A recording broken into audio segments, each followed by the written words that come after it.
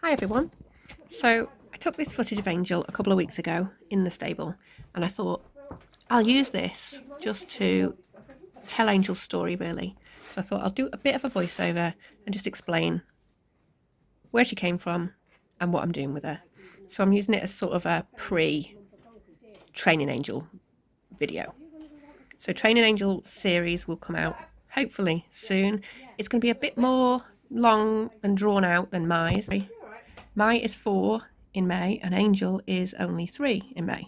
So I'll do long drawn out training series of Angel. So you can expect sporadic videos, but hopefully we're going to crack on with her training this year. So I got her when she was 10 months old. That was coming up to 2 years ago now. So I got her in March. Obviously I did one of those things that I do regularly, and I bought her unseen off the internet. I'd seen a picture and I fell in love, as I do regularly, and that was it. She was delivered. In fact, not even the next day. I think it was the same day. And she arrived, and I was told that she had been handled and halter trained, but it turned out that that was far from the truth. Now I do have a video of the day she arrived, so I might just pop in here a clip of when she arrived. But what actually happened is the guy unloaded her, let her go in our field, and then asked for the money. And I never got hold of her again for a couple of months. So that was fine. I thought, right, okay, I've done this before with Daisy, and we can tame this one. Turned out she was a bit more difficult than we had anticipated. She was very, very volatile, very difficult to handle, and she would lash out quite a lot if anything was upsetting her. So it actually got worse from there because she developed sweet itch. Now we do have very wet ground here. There's lots of streams, lots of ponds. So when the midges started to bite her, she developed really bad sweet itch, which was really difficult to manage because I couldn't get near her.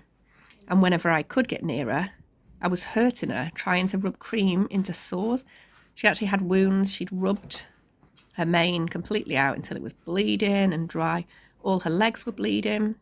So I thought we'd get videos straight away of the handling process, but I didn't actually get any videos of the handling process because I ended up trying to reach in with a stick, basically a sponge on the end of a stick. My mum had to hold her, and I used to have a sponge on the end of a stick with cream on, and I used to reach in and try and get it onto her sores while she was lashing out. It was pretty horrendous. So that was the first year. The second year we managed to get the sweet itch a lot more under control. She was more handleable last year, and I was able to rub the cream in without the use of the stick, which was really, really helpful. Now I tried multiple different sweet itch rugs. They worked all right to start with. They were a nightmare to get on and off over her head, which was a right pain for a horse that's not very well handled. But we got there, and then summer arrived, and all of a sudden it was just too hot. So I had to take them off.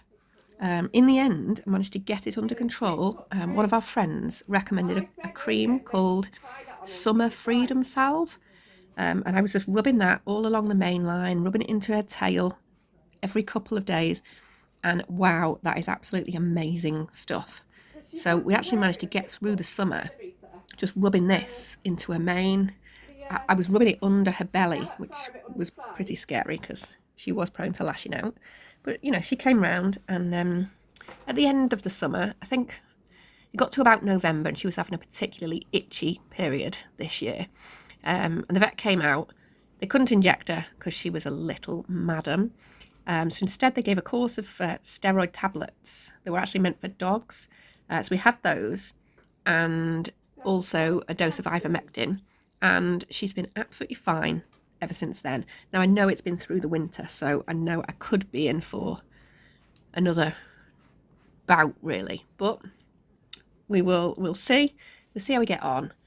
I'm ready for it this time. She's well handled now. As you can see in the video, I can pick her feet up, which is absolutely amazing, because I will try and insert an old video that I've got here somewhere. When I started to pick her feet up, I was actually having to use a walking stick to hook her foot and draw it to me so that I could get hold of it without her managing to lash out and kick me in the face, because she did actually manage to kick my hand at one point. I think I broke a little bone in my hand because it took months and months to heal. So we started off with the walking stick. I was picking her foot up, drawing it to me, and then once I'd got hold of it, trying to keep hold. However, now, as you can see in the stable, I can pick all of her feet up and she doesn't try and kill me, which is fantastic. So we're really, really onto a winner now. So hopefully, with her being handleable, we will get the sweet itch under control as well. So that's where we're at. I'll also put in, I made a video last year when we'd had her for a year of pictures of her, basically from when she arrived until then. So I'll try and find that. I'll put those in, and that is basically her story. So from here, we're going to start the training. I'm not planning on getting on until next spring, but we have a lot of groundwork to do, a lot of going for walks, a lot of long lining and all that. So that's going to be her series. Now, I've still got this head collar on at the moment with the control chain because she was very difficult to handle and keep hold of.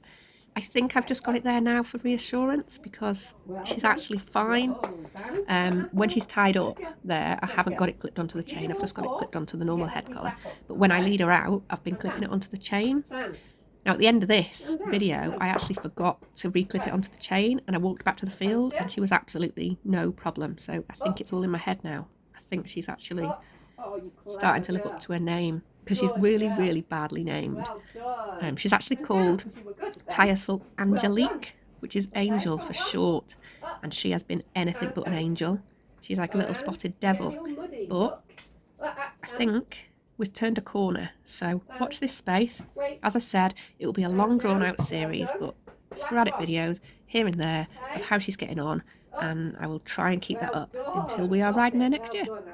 Anyway, thanks for watching everyone, and don't forget to tune in next time and see our progress. Bye. And down. Yay! Woohoo! And I got it on video.